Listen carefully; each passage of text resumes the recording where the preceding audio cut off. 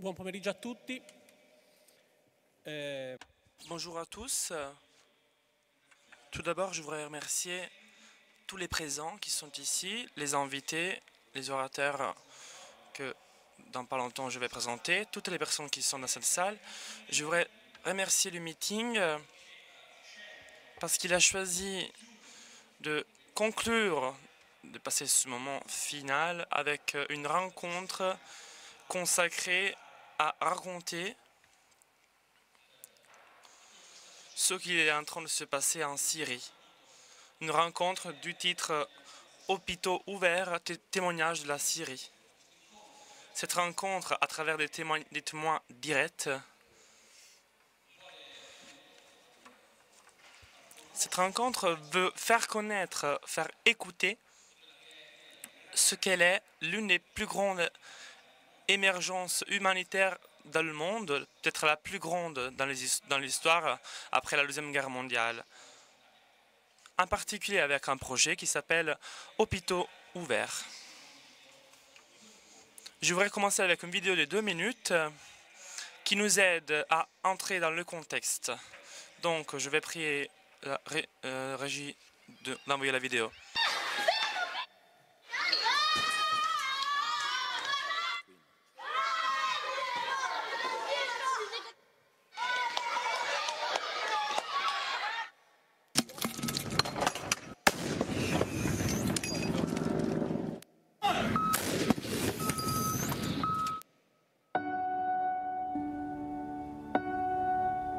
Preview. En Syrie, la crise ne connaît pas de fin. 13,5 millions de Syriens ont besoin d'aide. 11,5 millions de Syriens n'ont pas accès aux soins. Parmi eux, 40% sont des enfants.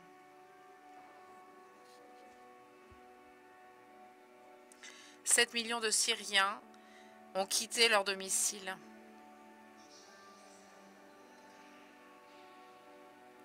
Les ressources alimentaires sont rares.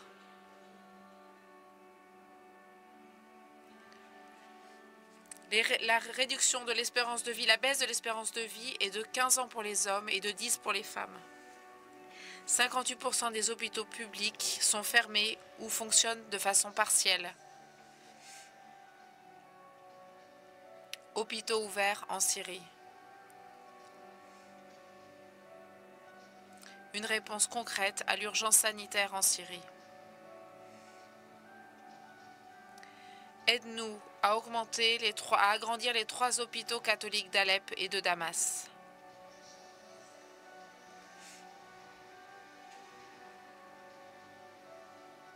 Aide-nous à apporter des soins aux victimes de la guerre. Aide-nous à recueillir des fonds pour hôpitaux et dispensaires. Il y a le risque que l'espoir reste sous les ruines. C'est une phrase du cardinal Zenare. Hôpitaux ouverts en Syrie, aide-nous à soutenir la population épuisée. Comme vous avez pu voir de ces images, on est en train de parler d'un projet qui parle des hôpitaux et qui aide la population syrienne. Mais avant de raconter brièvement le projet, je voudrais introduire nos invités en partant de son éminence, le cardinal Mario Zenari.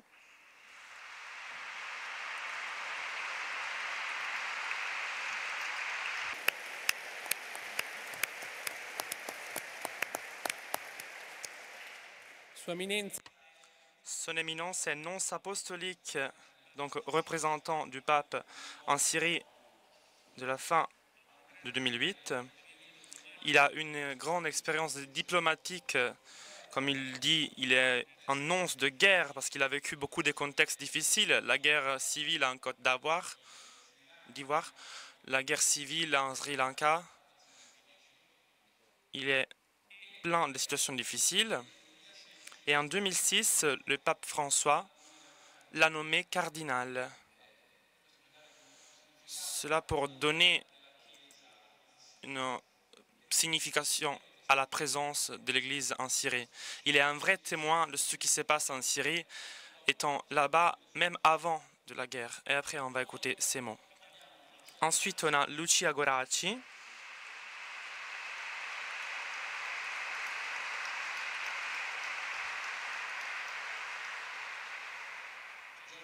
Une journaliste de RAI, envoyée de RAI News 24. Elle a suivi toute la guerre syrienne de la zone. Elle a été souvent en Syrie, à Koban, et prochainement, elle va devenir la correspondante RAI à Istanbul pour suivre toute la zone moyenne-orientale. On va suivre toute l'analyse du contexte géopolitique, du contexte régional de cette guerre, de cette crise qui est en train de se développer.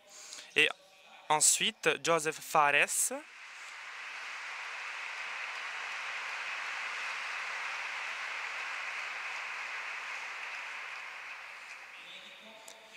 médecin et directeur de l'hôpital italien de Damas. Joseph, il parle italien, il est médecin, il est syrien. Cet hôpital est une institution historique. Il va nous raconter qu'est-ce que ça signifie travailler dans un hôpital en Syrie. Cet hôpital qui a une histoire de plus de 100 ans et il est un témoin sur champ. Moi, je suis Gianpaolo Silvestri. Je suis le secrétaire général de la fondation AVSI, que beaucoup de vous connaissent, qui fait des projets de collaboration, est présent dans plus de 32 pays du monde. On fait plus de 150 projets. Mais ce qu'aujourd'hui est dans notre cœur, c'est la situation de la Syrie. AVSI est entré en Syrie il y a 3 ans environ, avec un accord avec le gouvernement syrien. Et en étant là-bas, à travers un dialogue, une amitié avec son éminence, on a commencé ce projet Hôpitaux ouverts. Qu'est-ce que c'est? Nous voulons permettre aux bandes plus pauvres de la population syrienne d'accéder à des services sanitaires de manière gratuite. Et cela à travers la potentialité des hôpitaux catholiques qui sont présents en Syrie depuis 100 ans, 2 à Damas et 2 à Alep, existants, qui se trouvent dans un contexte de guerre et qu'on veut potentier de manière qu'ils puissent donner des soins gratuits, des traitements gratuits à des bandes plus pauvres. On a donc des fournitures et de personnel et des remboursements des prestations qui, gratuitement, ces hôpitaux vont fournir. C'est un projet sur lequel le cardinal et moi, on est bien engagés dans la récolte de l'argent. On a récolté presque 20 millions d'euros en 3 années. Et jusqu'à aujourd'hui, beaucoup de réalités nous ont soutenus. Et dans le diaporama, vous pouvez le voir, qu'on a beaucoup de sponsors, beaucoup de privés, des entreprises et d'entreprises. Et on demande la contribution de la part de tout le monde. Mais je passe la parole à nos invités et je veux partir par Lucia Goracci. Et ce projet naît dans un contexte régional bien précis, dans une crise. Je voudrais lui demander, qui a été en Syrie, qui connaît le contexte, qui a été dans les pays proches, elle a une expérience directe. Qu'est-ce qu'il est en train de se passer dans cette zone? Qu'est-ce que c'est ta perception des faits après 6 ans de guerre? Aide-nous à comprendre la réalité. Merci. Grazie, grazie. Merci. Je crois que ma reconstruction, que mon récit sera très approximatif et insuffisant. Non seulement parce que, bien entendu, on ne peut pas raconter en quelques minutes ce que l'ONU a qualifié de pire catastrophe humanitaire depuis la Deuxième Guerre mondiale. 1 demi-million de morts, 5 millions d'exilés, 5 millions d'exilés à l'intérieur du pays. Un Syrien n'est plus chez lui. La plupart des Syriens ne sont plus là où ils sont nés, là où ils ont vécu la plupart de leur vie. Il y avait il y a quelques jours un magnifique article sur un journal de Khaled Khalifa qui racontait son choix de rester, un choix contre la tendance générale. Ceux qui s'enfuient sont très nombreux. Ce qui s'est passé en 2015 en Europe des Balkans a été un exode unique. Cela a été suivi par un pays qui avait l'histoire d'une ville, je pense que Alep, que j'ai visité 4 fois cette année. On en parlait dans les tragédies de Shakespeare, de ces villes antiques, avec une histoire, une géographie, de commerce, de liens entre Occident et Orient, de liens entre civilisations. Mais aussi, pour un chroniqueur qui tente, comme j'essaye de le faire, d'arriver le plus près possible de là où les choses se passent, pour beaucoup d'entre nous, en Syrie, cela n'a pas été possible. Raconter les guerres, c'est toujours quelque chose d'approximatif. Et je pense que d'un point de vue de la méthode, pour raconter correctement une guerre, il faudrait parcourir la ligne imaginaire qui sépare les parties en conflit et avoir un regard à 360 degrés. Cela n'est pas possible. Et donc, on est nécessairement toujours contraint de raconter les guerres du point de vue du lieu que l'on choisit pour les raconter. La tragédie syrienne, depuis très longtemps, a des zones d'ombre, des couloirs d'ombre, surtout pour nous, journalistes. Raqqa, par exemple, est une ville off-limits pour beaucoup d'entre nous depuis des années. Mais d'autres l'ont été depuis longtemps et continuent à l'être à cause de la présence de forces djihadistes. Des villes comme Idlib. J'ai raconté le dernier siège d'Alep de la part du gouvernement, c'est-à-dire ceux qui lançaient les bombes en grande partie, et non pas ceux qui subissaient les bombes. Mais parce que aller dans ces quartiers m'aurait certainement coûté au moins la liberté, si ce n'est la vie. On se souvient de l'aventure du père Dall'Olio et les journalistes comme James Foley qui sont allés de l'autre côté du conflit en 2012 et qui l'ont payé de leur vie. Voilà une longue prémisse pour dire que la tragédie syrienne commence un peu comme tous les autres événements de 2011. Dans ce que nous avons appelé de façon simplificatrice printemps arabe, mais qui prend presque de tout de suite une orientation, une destinée différente. Une destinée différente pour 2 raisons probablement. Tout d'abord parce qu'on militarise presque immédiatement, mais cela s'était passé ailleurs aussi, là où le gouvernement avait opposé des résistances aux révoltes, je pense à la Libye, mais aussi et surtout parce que la crise est immédiatement internationalisée. Le gouvernement de Damas, à l'inverse de celui de la Libye, peut compter sur des alliés qui soutiennent Damas même. Dans le contexte, ce qui naît comme révolte dans la rue, très vite, avant la fin de 2011, deviennent quelque chose d'autre. Et des pays régionaux, je pense à Al-Qatar, à l'Arabie Saoudite, à la Turquie, interviennent avec leurs agendas géopolitiques en internationalisant la crise syrienne.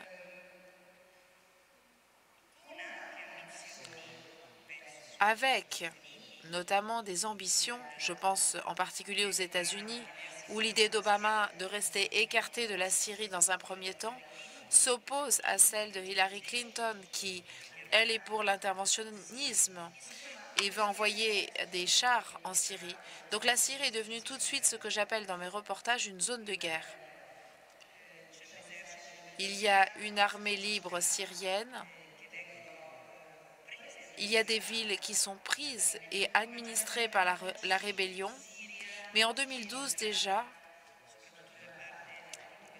en Syrie et notamment dans la partie qui se rebelle au régime, entre Jabhat al-Nusra, qui est un prolongement d'Al-Qaïda, et qui, à Homs, à Idlib, actuellement Idlib est encore tenu par les héritiers de Jabhat al-Nusra et qui se font appeler aujourd'hui Hayat Tahrir.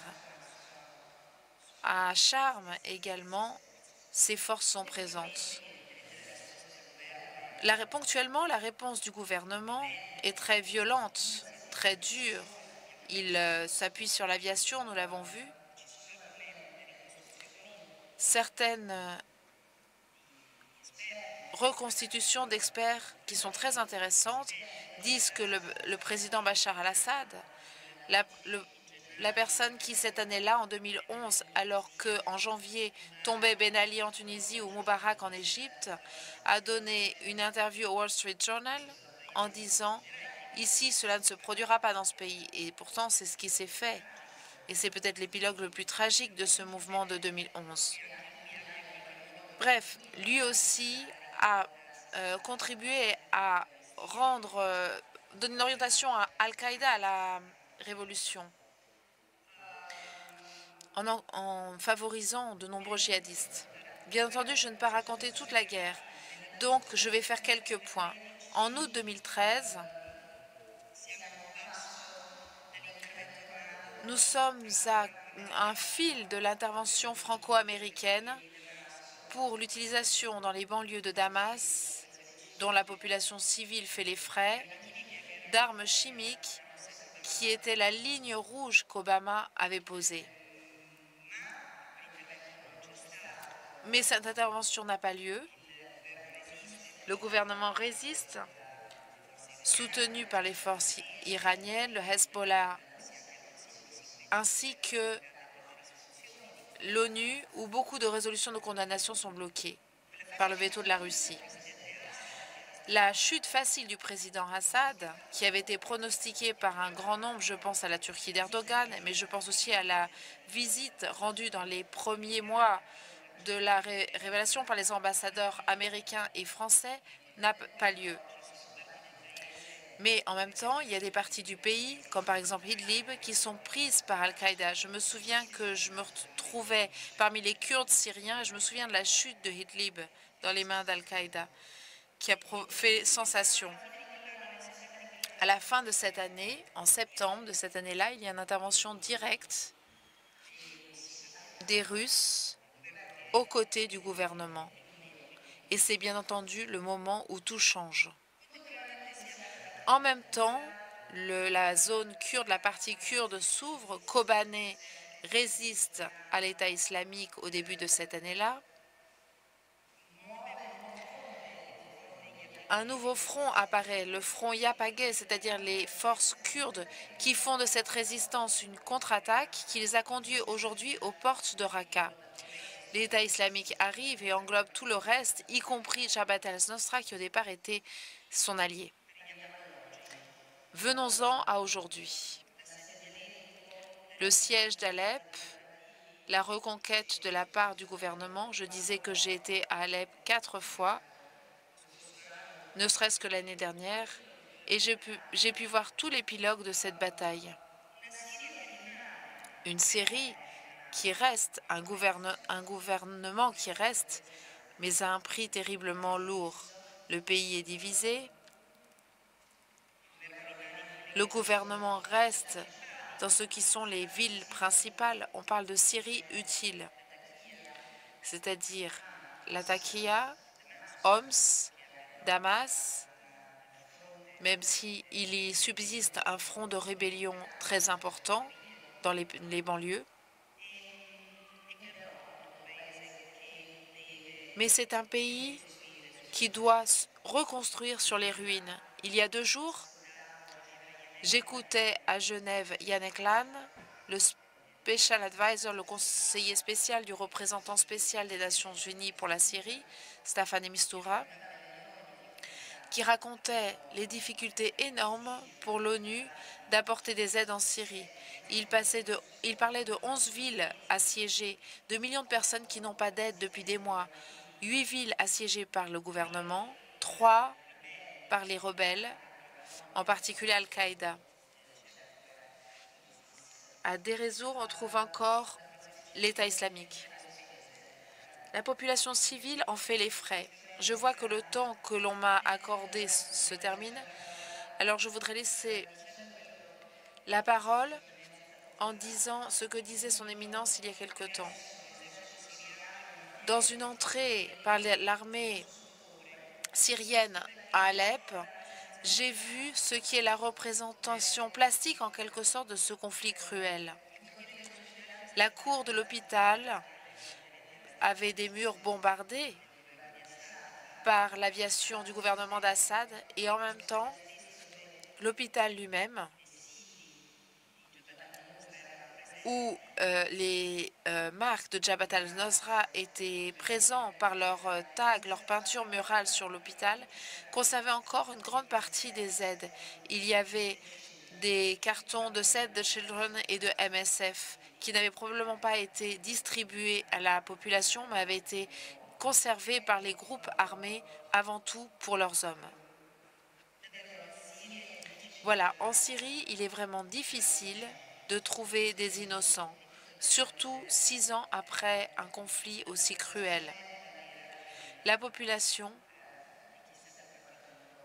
est véritablement la première victime de ce conflit et sans doute encore pour longtemps, où différents intérêts se sont superposés et où l'intérêt du peuple syrien n'est plus représenté par personne et on ne sait plus où il se trouve.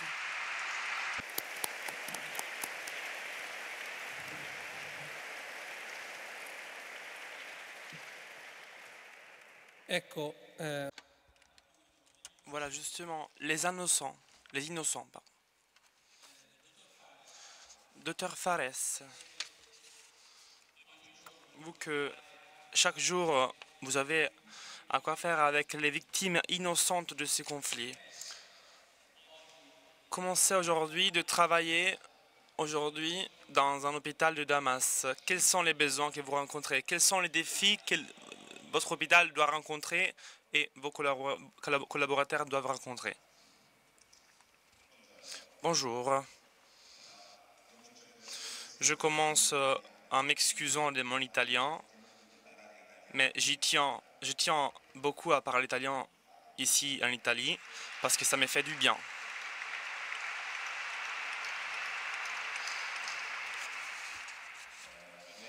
Je voudrais vous remercier de votre invitation et je souhaite remercier son éminence, le cardinal Mario Zenari, le promoteur du projet dont on parle. Je remercie la présidente du meeting de Rimini, la professeure Emilia Guarnieri, le secrétaire général de la fondation AVSI, le monsieur Gianpaolo Silvestri. Je veux remercier aussi madame Goracci, parce que ce cadre, même pour moi syrien, en vivant à Damas, j'ai appris quelque chose ce soir, donc merci. Madame et monsieur et amis ici tout présents. Notre hôpital naît en 1913 pour initiative de l'égyptologue Ernesto Schiaparelli, le fondateur de l'Association nationale pour secourir les missionnaires italiens à l'étranger, qui s'appelle ANSMI, qui est le propriétaire de l'italien. L'hôpital italien est un organisme non lucratif de propriété de l'Association nationale de santé militaire italienne. L'administration et la gestion de l'hôpital sont affiliés à l'Institut des filles des Maries Auxiliaires, les Salesiens de Don Bosco, en stricte collaboration du président de l'ANSMI, l'actuellement architecte Maurizio Saietto, auquel j'envoie une cordiale salutation. L'hôpital italien est ouvert à tous les Syriens sans aucune distinction. Selon notre devise de toujours, l'hôpital est ouvert à tous et nous sommes pour tous. Je voudrais présenter à cette assemblée les besoins des hôpitaux syriens et donc les besoins des Syriens. Premièrement, concernant la situation sanitaire, il y a beaucoup de choses qui manquent. Le manque de centres sanitaires hospitaliers à cause de la guerre qui a provoqué des destructions, en particulier dans les zones où les combats sont plus forts. Il y a le manque de l'eau, parfois. Toujours, il y a le manque d'électricité et des gasoil aussi. Il y a le manque de ressources humaines très difficiles à affronter, dû à des migrations, dû au service militaire. Donc les jeunes s'échappent pour aller dans les zones de combat pour ne pas mourir. Difficultés financières pour les Syriens parce que la monnaie syrienne fait 12 fois moins qu'en 2011. Cela veut dire que le dollar, c'est que si le dollar faisait 45 plus à la monnaie syrienne, aujourd'hui fait 530 aujourd'hui. Donc ça rend les choses de manière difficile. Il y a le manque d'insécurité pour sa propre vie et pour la vie de ses proches. Je connais beaucoup de personnes qui ont perdu leurs enfants dans les écoles. Des explosions qui se sont passées aux écoles. Et ils ont pris donc la sortie de la Syrie pour cette raison. Des raisons donc qui encouragent les Syriennes à quitter leur propre pays. C'est un défi très important pour nous et nous devons, avec l'AVSI et les messieurs ici présents, à affronter. Il y a un manque d'équipement médical.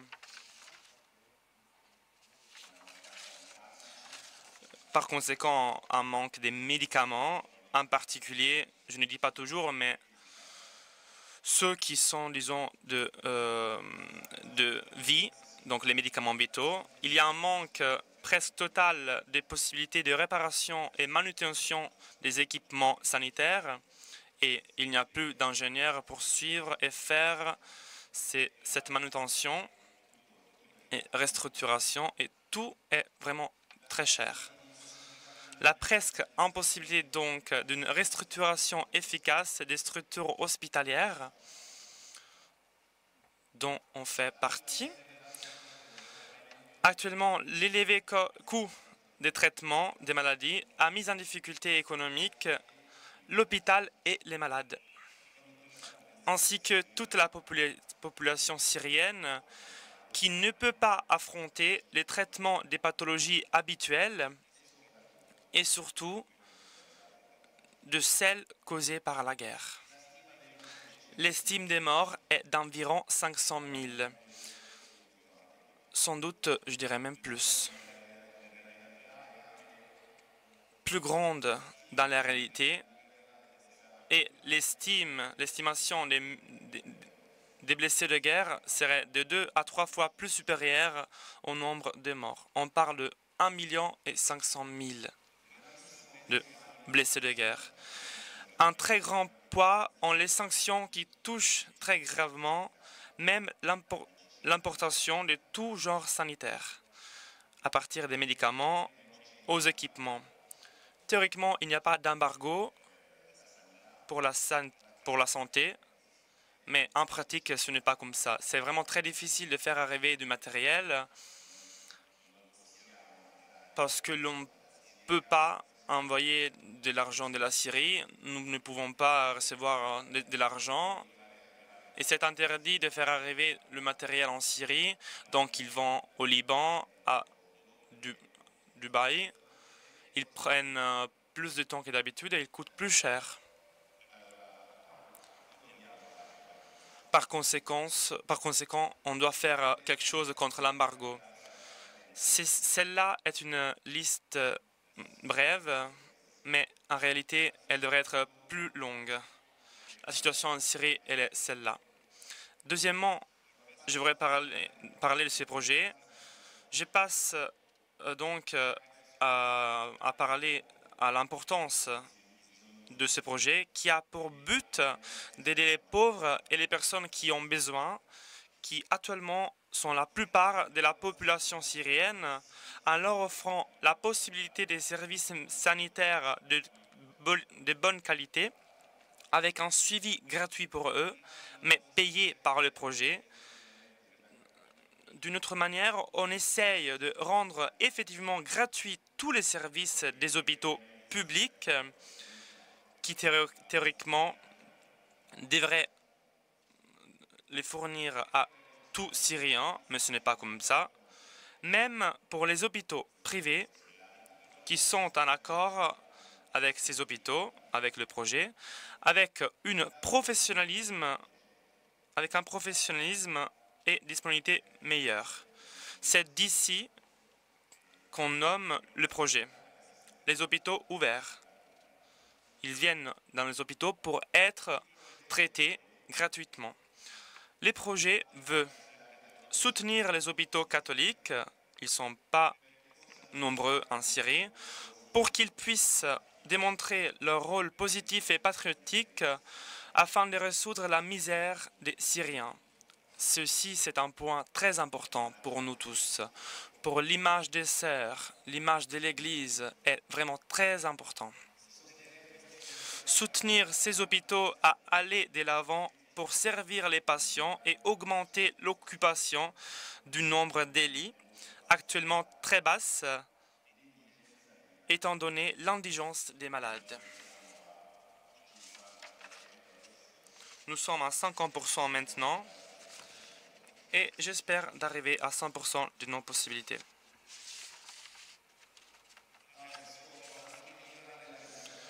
Ça a donné même comme but d'améliorer l'équipement médical, de moderniser le système informatique de l'hôpital qui est très vieux, qui n'existe même plus, presque, de donner la possibilité de créer des centres externes spécialisés pour des blessés physiques, des mutilés physiques et psychiques de guerre, donner la possibilité d'offrir gratuitement ou presque la disponibilité des services pour des maladies chroniques, des stomies, malnutrition, diabète, etc.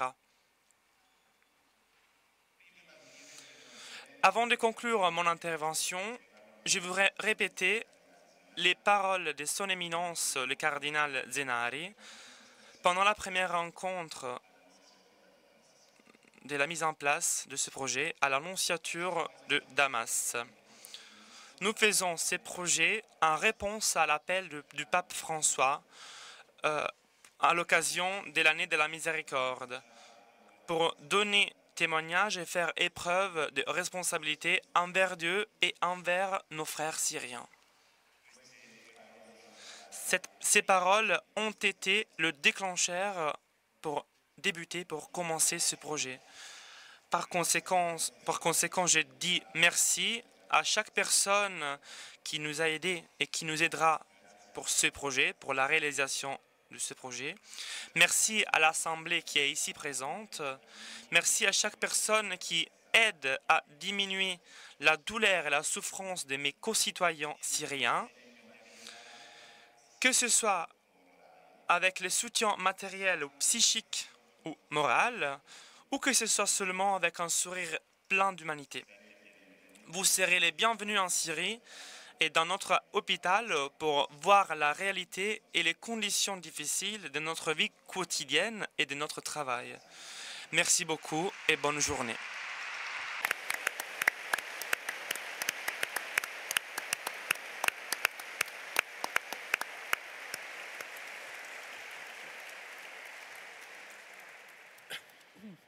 Vorrei ringraziare appunto il dottor Fares. Je voudrais remercier le docteur Fares de sa présence aujourd'hui. Avec son éminence, ils ont fait un sacrifice personnel parce qu'ils sont arrivés hier matin en passant par le Liban, à Beyrouth, et ils repartent demain matin. Donc ils sont venus exprès pour apporter leur témoignage. Donc ce n'est pas une évidence, ce n'est pas évident cela.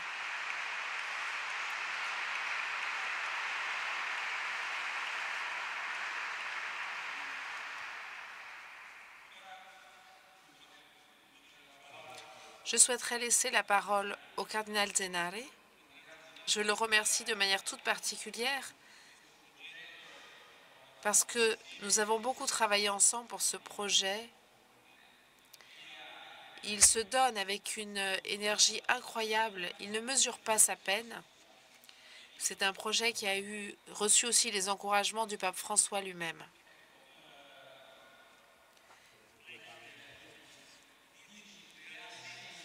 J'aimerais vous demander de nous dire le sens réel d'un projet de ce type et de la présence de l'Église en Syrie dans cette crise. Avant votre intervention, vous m'avez demandé si nous pouvons voir ensemble, en silence, quelques photographies que vous nous avez apportées et qui peuvent nous aider à entrer dans le contexte syrien. Je demande à la régie d'envoyer les photographies et de rester en silence.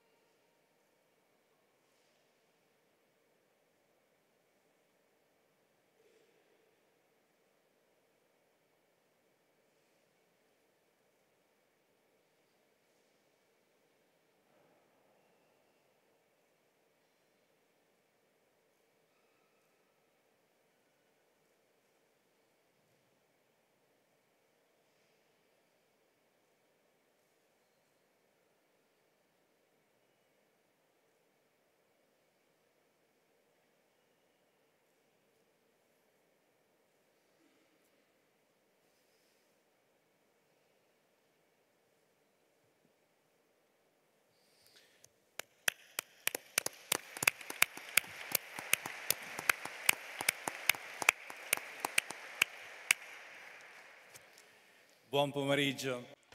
Bonjour. Avant d'entrer, le docteur Fares m'a vendu 2 minutes de son temps. Mais cela reste un secret. Ce n'est plus un secret maintenant. Alors, je voudrais commencer et terminer. Je vais déjà terminer avec une nouvelle positive, mais je voudrais commencer avec une bonne nouvelle réconfortante. Certains d'entre vous le savent, d'autres non. Mon nom et vos noms sont écrits dans une ville syrienne qui faisait partie de la Syrie jusqu'en 1930. Il y a un registre où, pour la première fois, juste après que Jésus monte au ciel, les apôtres ont été appelés chrétiens. On aurait pu les appeler jésuanes, jésuites. Non, notre nom a été écrit à Antioche, comme le dit la Bible dans les Actes des Apôtres. Donc la Syrie n'est pas quelque chose de loin. Nous avons notre nom écrit à Antioche en Syrie. Voilà pour commencer. Je désire avant tout exprimer mes plus vifs remerciements à Madame Guarnieri, aux organisateurs du meeting et à tous les participants pour avoir suivi ces 7 dernières années les événements tragiques de Syrie avec beaucoup de chaleur et de solidarité envers la population syrienne martyrisée. Ô vous tous qui passez sur le chemin, regardez et voyez s'il est une douleur pareille à la douleur que j'endure. Car ton malheur est grand comme la mer. Qui donc te guérira? Ces considérations du livre de la Bible des Lamentations, qui se lisent dans la liturgie du Vendredi Saint, me sont venues spontanément à l'esprit en passant dans certaines rues d'Alep et de Homs. Des quartiers entiers, des villages entiers détruits, des habitations, des hôpitaux, des écoles, des lieux sacrés. Plus grave encore, le nombre des victimes qui ont été rappelées par ceux qui m'ont précédé. J'ajoute que les blessures et les destructions qui ne se voient pas à première vue, comme celles que nous avons vues, sont plus graves et plus profondes que celles que l'on voit. Par exemple, les blessures causées dans les âmes des personnes et dans le tissu social. Elles sont encore plus impressionnantes que ces destructions que nous avons vues. Il s'agit de la plus grave catastrophe humanitaire provoquée par l'homme depuis la Seconde Guerre mondiale. Tous ces quartiers et ces villages détruits attendent d'être reconstruits. Et la personne humaine, blessée dans son corps et dans son esprit, qui peut la reconstruire? C'est une entreprise des plus ardues, en particulier la deuxième. Qui pourra te guérir? Bambini estratti, feriti o morti da... Des enfants extraits, blessés ou morts des ruines, déchirés par les explosions, asphyxiés par les gaz toxiques, noyés en mer,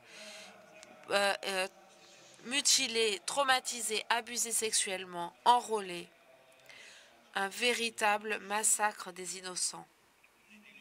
Certains d'entre eux, je les ai vus dans les hôpitaux de Damas, avec différentes parties du corps et des membres bandés à cause de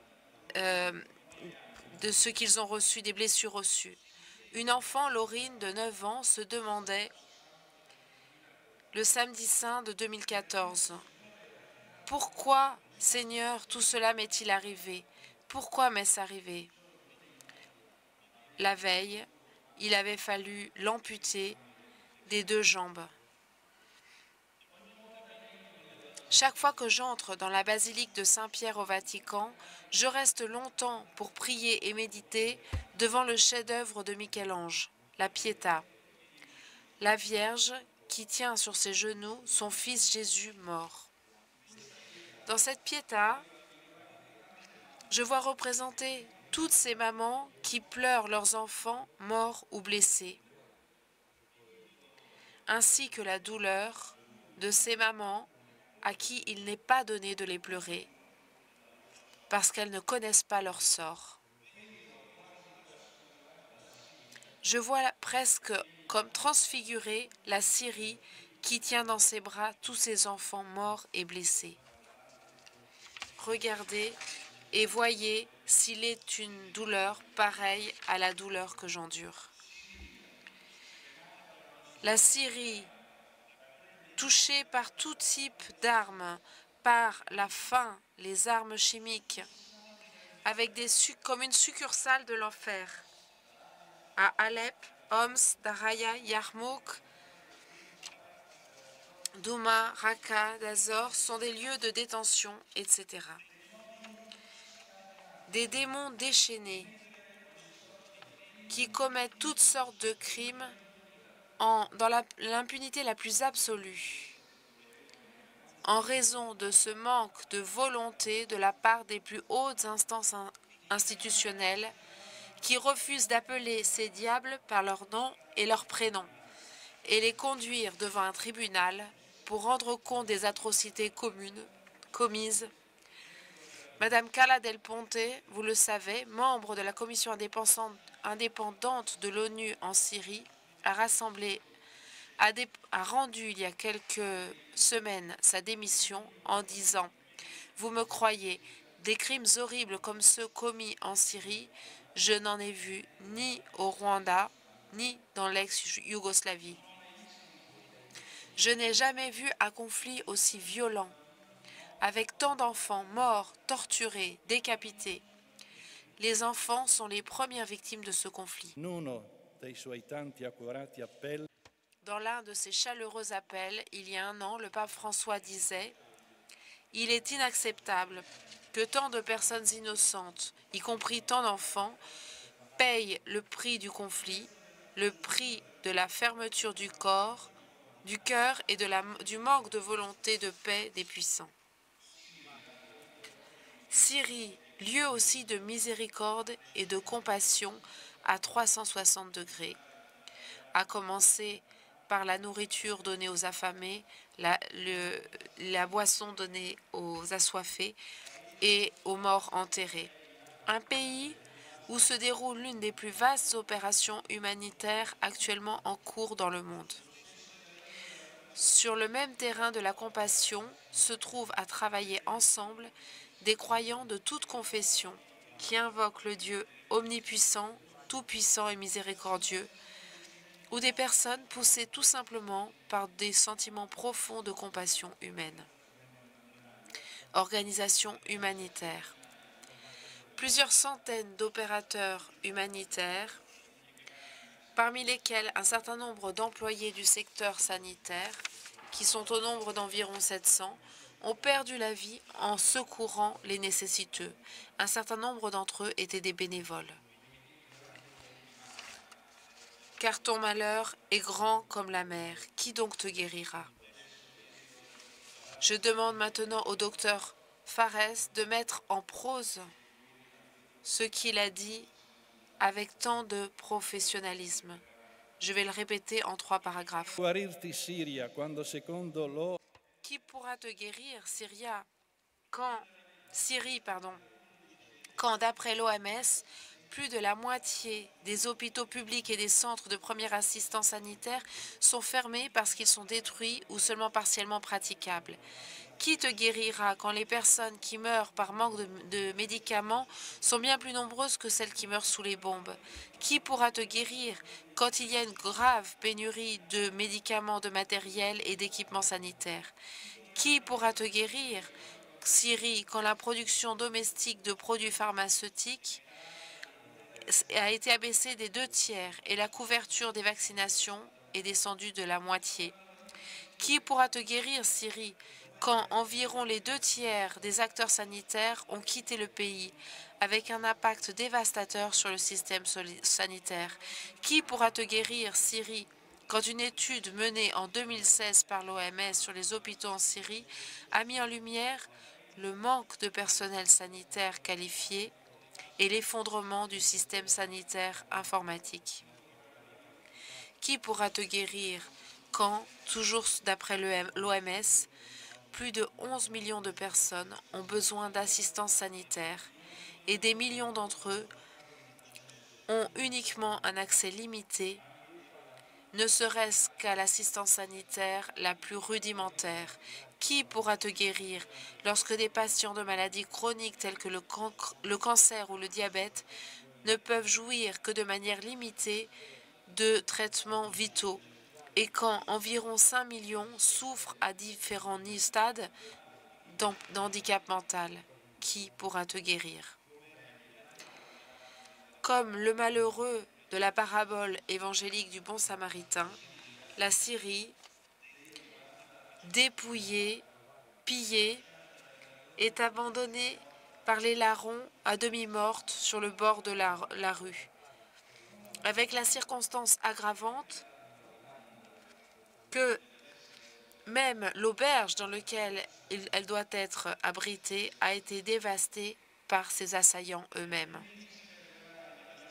Au cours de mes visites régulières dans les hôpitaux catholiques, dont 2 se trouvent à Damas et 1 à Alep, qui agissent en Syrie de plus de 100 ans et qui sont très appréciés, j'ai été inquiet en constatant qu'il n'était pas totalement fonctionnel, qu'il y avait des lits vides et que l'on ne voyait plus les queues habituelles au service du dispensaire, tandis que devant les hôpitaux publics qui fonctionnent encore, et dans ce cas qui sont encore gratuits, on assiste à une ruée de patients et à de longues et interminables listes d'attente avec des conséquences inimaginables sur la qualité des services. Bien entendu, comme l'a dit le docteur Fares, les institutions sanitaires privées doivent affronter des coûts de gestion de plus en plus élevés et insoutenables. Une grande partie de la population a perdu son travail et ne bénéficie donc plus de l'assistance sanitaire. Et elle n'est pas en mesure de répondre, ne serait-ce que de façon minimale, à ses propres soins médicaux. À cause de la guerre, en effet, 85% des personnes vivent dans la pauvreté. Face à ce tableau si désolant, comment ne pas sentir de façon plus actuelle que jamais le trouble profond de Jésus? Misereor super turbas. J'ai de la compassion pour cette foule. Si on ouvre, même au hasard, l'Évangile, on trouve facilement des miracles de guérison réalisés par Jésus. La guérison des lépreux, des aveugles, des sourds-muets, des boiteux, des paralytiques, etc. Et son commandement est explicite. Guérissez les malades, ressuscitez les morts, purifiez les lépreux, expulsez les démons. Vous avez reçu gratuitement, donnez gratuitement. J'étais malade et vous m'avez rendu visite. Derrière ce commandement explicite de Jésus ont été réalisées dès le départ du christianisme des œuvres de miséricorde corporale et spirituelle, parmi lesquelles le soin des malades et l'éducation. Hôpitaux et écoles sont le joyau, pour ainsi dire, de la mission de l'Église au long de toute son histoire et dans tous les coins du monde. Donc, rendre totalement fonctionnels les hôpitaux catholiques est un devoir envers Dieu, envers nos frères et sœurs souffrants et envers la Syrie, indépendamment de la responsabilité. La Syrie, aussi durement blessée dans l'une de ses infrastructures principales.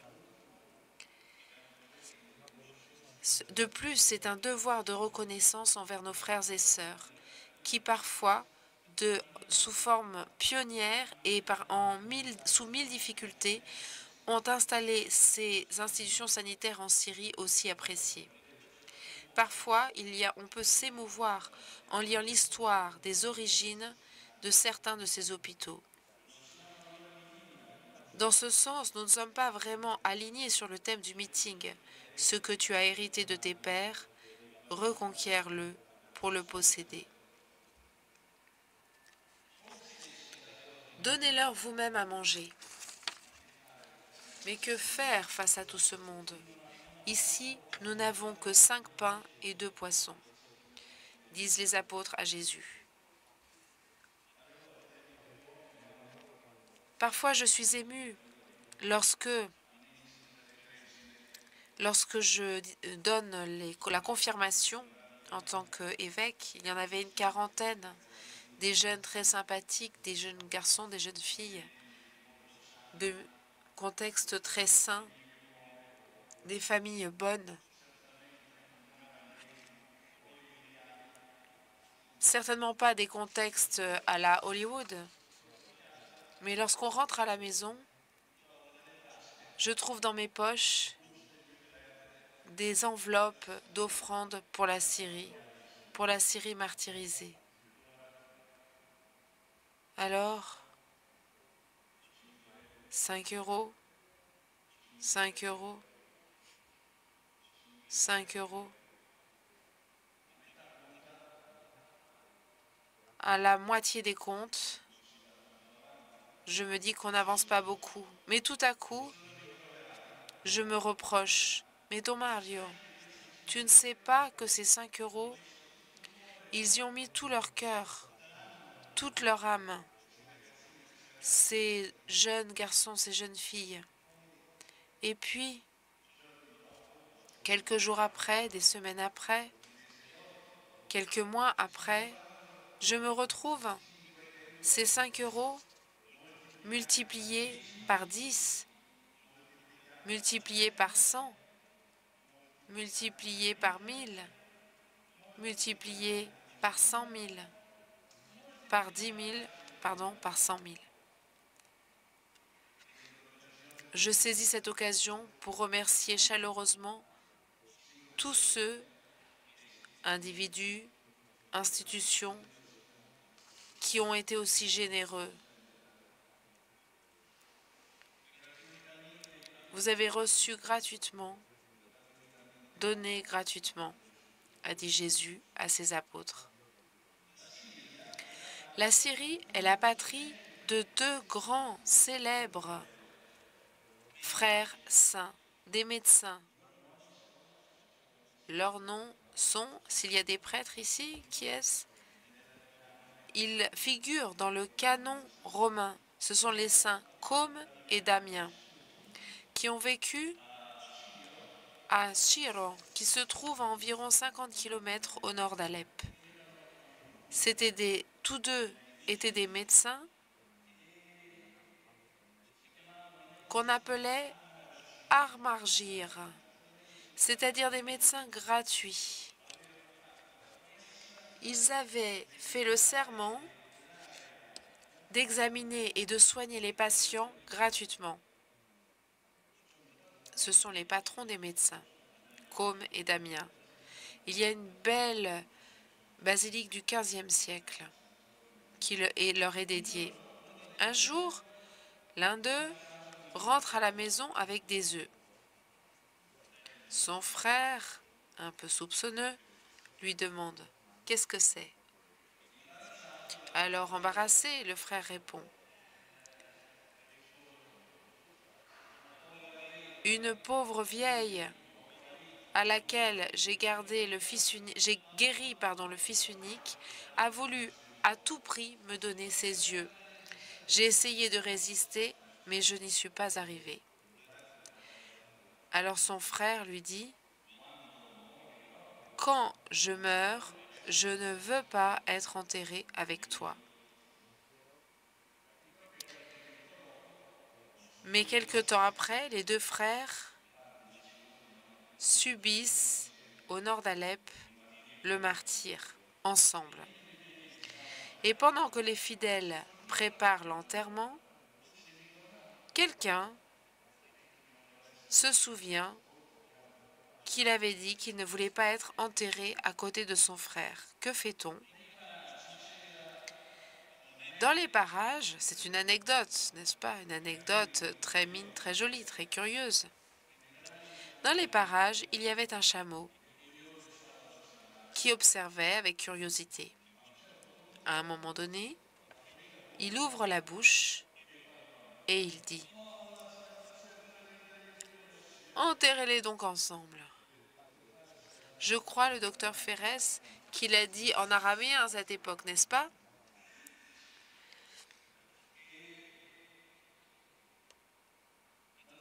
Bien entendu, la charité doit se faire bien.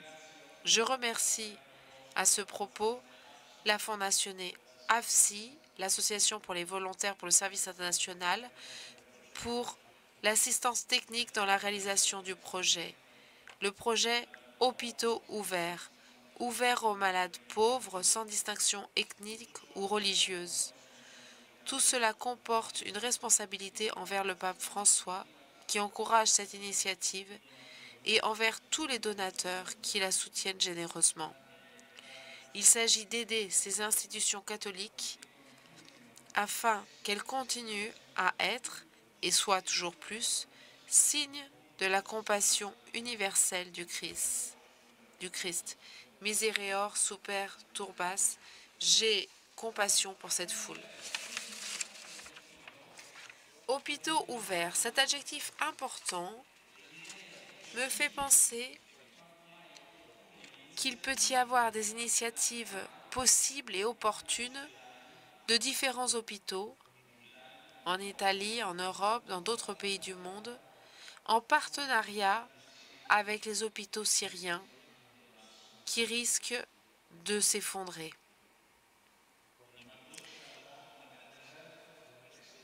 Cette initiative est-elle une goutte d'eau dans le désert? Par certains aspects, cela semblerait que oui. Cela pourrait être une goutte d'eau dans le désert. Mais le désert aussi fleurit. Le désert syrien, après les premières petites pluies de janvier-février, en mars et début avril, le désert syrien est un enchantement.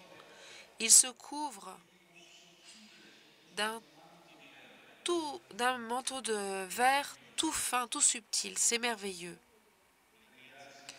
Je remercie tout le monde, chacun d'entre vous, pour les précieuses gouttes d'eau et pour les semences précieuses. Merci de tout cœur.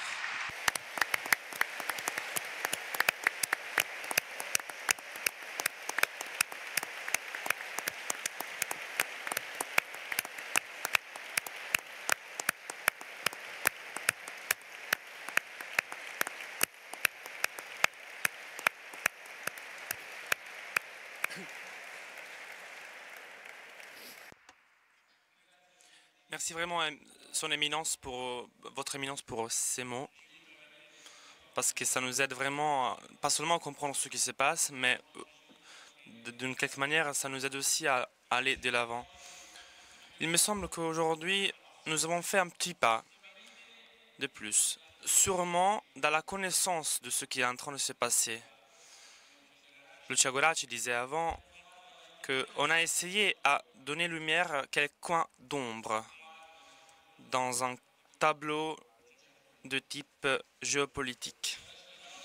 À travers les paroles du docteur Fares, on a compris la véritable situation, les manques, les besoins de la manière de comment il les affronte, même son invitation à les affronter. Et ensuite, avec l'intervention de son éminence, il nous a aidé vraiment à prendre la place du peuple syrien. Ces images qui nous a donné de la pitoyabilité, en la transfigurant comme la Syrie qui est à genoux, comme ses fils innocents, sûrement c'est l'une des images les plus belles que j'ai entendues pour décrire la réelle souffrance d'un peuple. Et il nous a aidé vraiment à partager le besoin de ce peuple. Lui, en vivant là-bas depuis quelques années, il est en train vraiment de prendre la place de cette souffrance. Voilà, nous pouvons faire quelque chose. Nous avons compris quelque chose de plus. Nous pouvons ne pas rester sur les balcons, comme le pape François dit, en contribuant à ce projet. Parce qu'en contribuant à ce projet, nous contribuons de manière petite, mais de manière significative et d'exemple, à faire renaître le désert syrien. Et le désert syrien, pour renaître, il a besoin de nous tous. Il a besoin de vous tous.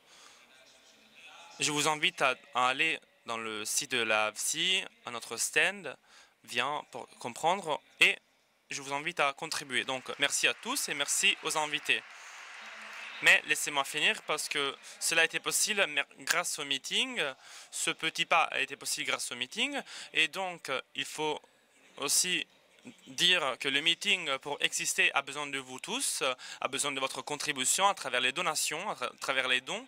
Donc, vous pouvez aller dans les différents pavillons où il y a les différents kiosques Dona Ora et vous pouvez faire les donations parce que c'est même grâce au meeting qu'on peut participer à ces interventions de ce type qui donnent lumière à ces coins d'ombre et qui essaient de faire naître les déserts syriens. Merci à tous.